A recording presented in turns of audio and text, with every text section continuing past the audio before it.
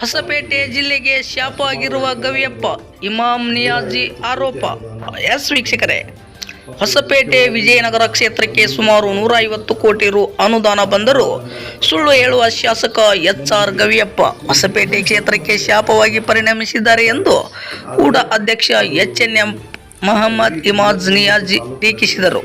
ನಗರದ ಹೂಡಾ ಕಚೇರಿಯಲ್ಲಿ ಶುಕ್ರವಾರ ಪತ್ರಿಕಾಗೋಷ್ಠಿಯಲ್ಲಿ ಮಾತನಾಡಿದ ಅವರು, ಕಾಂಗ್ರೆಸ್ ಪಕ್ಷದ ಕಾರ್ಯಕರ್ತರು ಹಾಗೂ ಮುಖಂಡರನ್ನ ಬಿಟ್ಟು ಬಿಜೆಪಿ ಆರ್ಎಸ್ಎಸ್ನವರ ಜೊತೆ ಸಂಪರ್ಕ ಹೊಂದಿರುವ ಇವರಿಗೆ ಇದೇ ರೀತಿ ಇವರು ಮುಂದುವರೆದರೆ ಜನತೆ ಬೀದಿಗಿಳಿದು ಬುದ್ಧಿ ಕಲಿಸಲಿದ್ದಾರೆ.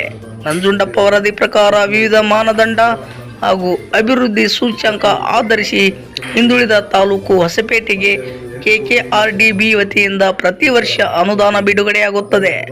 ಅನುದಾನ ಶಾಸಕರಿಗೆ ಬಿಡುಗಡೆ ಆಗುವುದಿಲ್ಲ, ಬದಲಿಗೆ ತಾಲೂಕಿಗೆ ಬಿಡುಗಡೆಯಾಗುತ್ತದೆ. 2023-24 ಹಾಗೂ 24-25ನೇ ಸಾಲಿನಲ್ಲಿ ಹೊಸಪೇಟೆ ಕ್ಷೇತ್ರಕ್ಕೆ ಸುಮಾರು 150 ಕೋಟಿ ರು ಅನುದಾನ ಬಂದಿದೆ. ಇಷ್ಟಾದರೂ ಅನುದಾನ ಇಲ್ಲ ಎಂದು ಶಾಸಕರು ಸುಳ್ಳು ಹೇಳಿಕೊಂಡು ತಿರುಗುತ್ತಿದ್ದಾರೆ.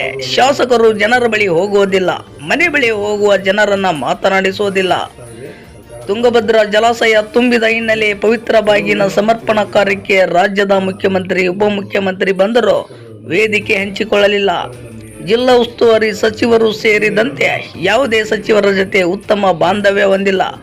ಇವರ ಪ್ರತಿಷ್ಠೆಗಾಗಿ ಕ್ಷೇತ್ರ ಬಡವಾಗುತ್ತಿದೆ, ಅಭಿವೃದ್ಧಿ ಹಿನ್ನಡೆ ಆಗುತ್ತಿದೆ.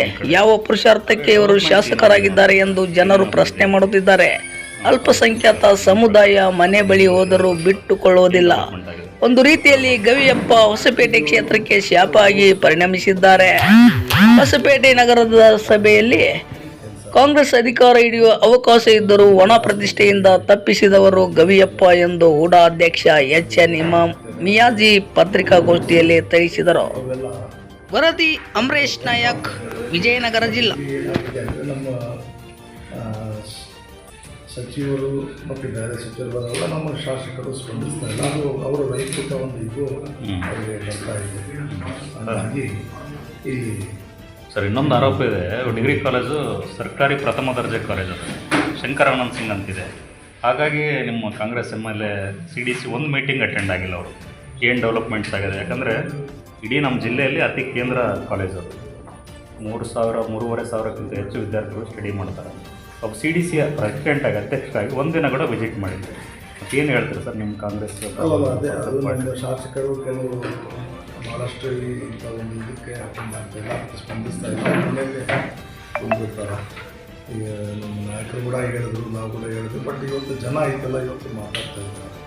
ಬರೋಂಗಿಲ್ಲ, ಸ್ಪಂದಿಸೋಂಗಿಲ್ಲ, ಮಾಡೋಂಗಿಲ್ಲ. ಹಿಂಗಾದರೆ ಮುಂದಿನ ದಿನಗಳಲ್ಲಿ ಮತ್ತೆ ಜನ ಇನ್ಫಾರ್ಮೇಷನ್ನೇ ಕೊಡಲ್ಲ ನಿಮ್ಮವ್ರು ಹೇಳ್ತಾರೆ.